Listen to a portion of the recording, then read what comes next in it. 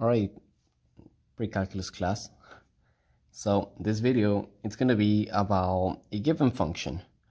And we're trying to find the following. We're trying to find where the vertex is, where the highest point of the graph is, what are its X-intercepts, its range, and its domain.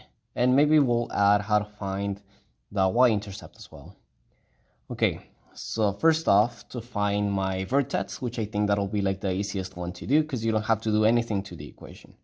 It's just a matter of looking at it, especially because this equation, it's pretty much in vertex form. The way it is constructed, it's in actually vertex form. So you don't have to do any modifications. Some other quadratic equations, you can make them into vertex form. But we'll do that in a different lesson or a different video. So the step one for this, for finding the vertex, is pretty much identifying these two values, the one inside of the parentheses and the one that it's all by itself with no coefficient or anything. So in this case, that'll be our 5 and our positive 2. This positive 2 that it's all by itself will tell you how many units the graph is going to shift upwards. If we notice that there is a negative at the beginning of our graph, it means that it's going to be an upside down parabola. Okay, so this point will be pretty much the vertex of our parabola, and the +2, it's pretty much telling us that our graph is going to go up to this point. So our vertex, it's going to be at 2 units upwards. 2 units up, that is going to be our y value. So that's going to be here. Okay, now we need our x value. Well, this positive 5 tells us where the graph will move either to the left or to the right. You got to be careful though, because the plus doesn't necessarily mean going to the right. In this case, it means going to the left. And that'll always be the case. So here our graph is going to be shifting to the left 5 units, and going to the left 5 units, that'll be -5. So our vertex will be located at -5, 2. Now the next question is the highest point. Well, if our graph is an upside down graph, and the vertex it's located at -5, 2, well, the highest point of this graph is going to be at 2 units up. So the highest point will be at y equals 2. The y-axis, well, it's going to go up to y equals 2. That's going to be the highest point of the graph. Then the next question is to find the X-intercepts.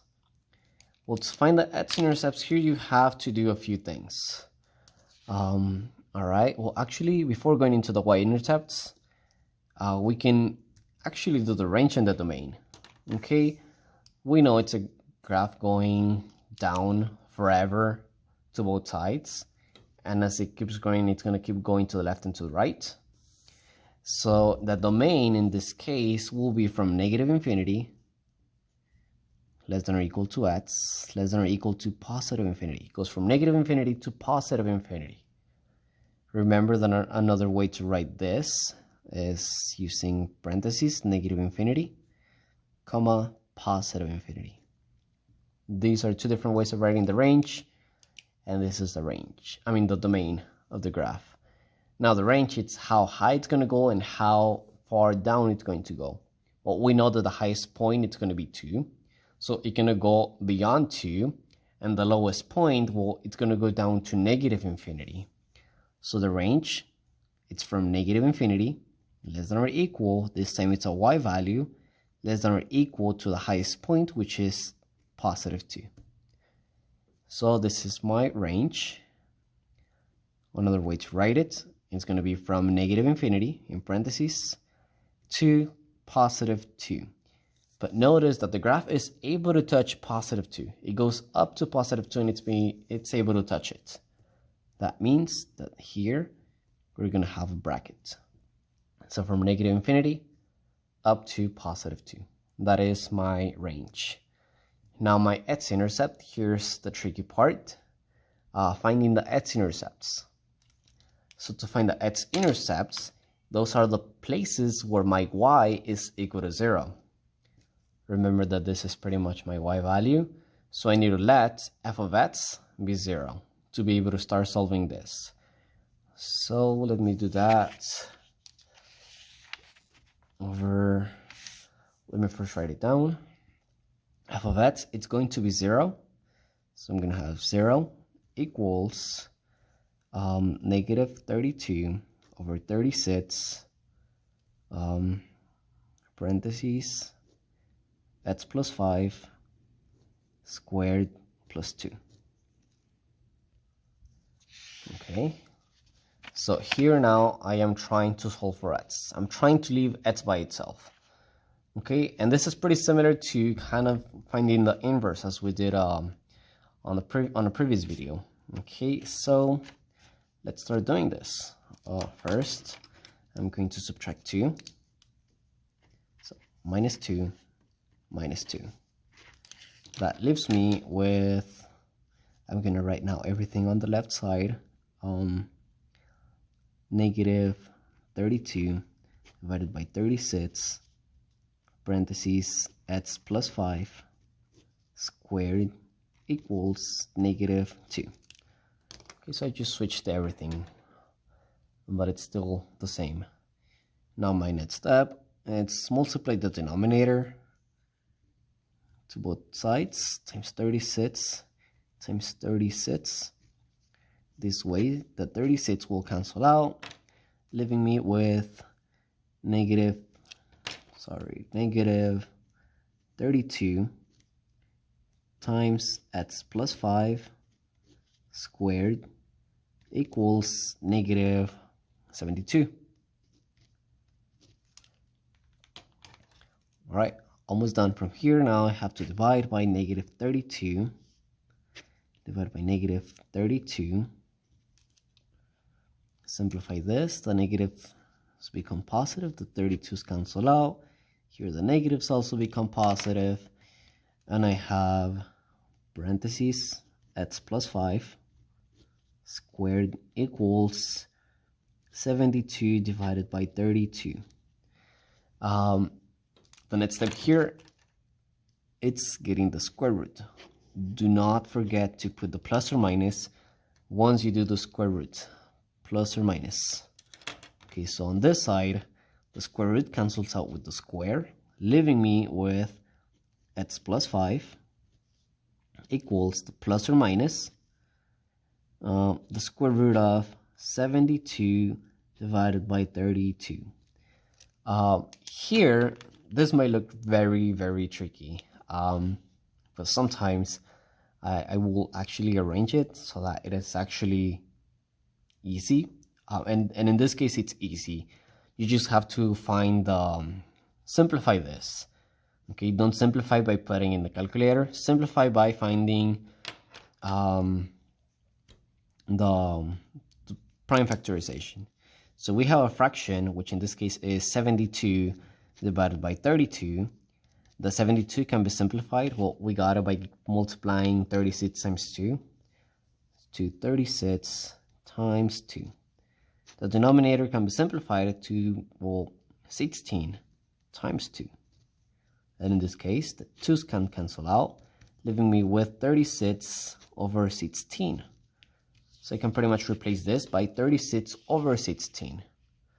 That will leave me with x plus 5 equals plus or minus. It'll be the square root of this. The square root of 36 is 6, and the square root of 6 is 4. Even being able to simplify this further to be 3 halves. So pretty much, here I have plus or minus 3 halves. Almost done. Now I need to take my 5 and subtract it to both sides. So my final answer is x equals plus or minus 3/2. If you want to put this in decimals, that's fine. That'll be 1.5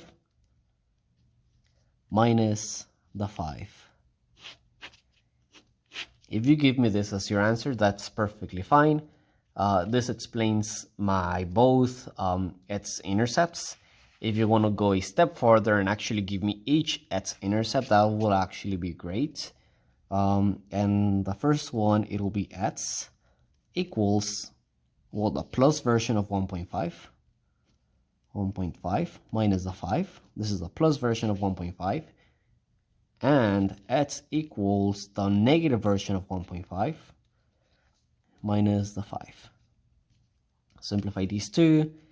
This gives me X to be 3.5. And this one gives me X to be negative 6.5. So these are my X-intercepts now. These two. Okay, so if you give me this, that's perfectly fine. If you give me these two, that'll be also amazing. But you never know when on the test you may see this, or you might actually see two different answers where you have these two. Now, that pretty much concludes our solutions for the X-intercepts to be 3.5 and negative 6.5. Okay, this is it. This is our final, pretty much, analyzation of our Vertex form quadratic equation, quadratic function.